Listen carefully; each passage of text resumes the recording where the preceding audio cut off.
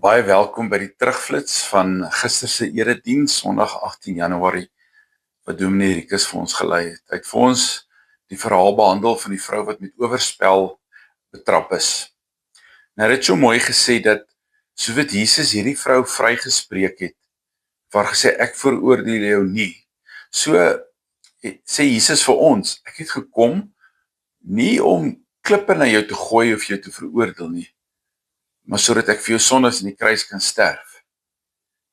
So die Here wil, ongeag hoe ons verlede lyk, of wat ons gedoen het, en hoe onwaardig ons voel, wil hy vanoggend vir jou sê, ek het ook vir jou in die kruis kom sterf. Ook vir jou spreek ek vry, maar ook vir jou sê ek, gaan sondig nie meer nie.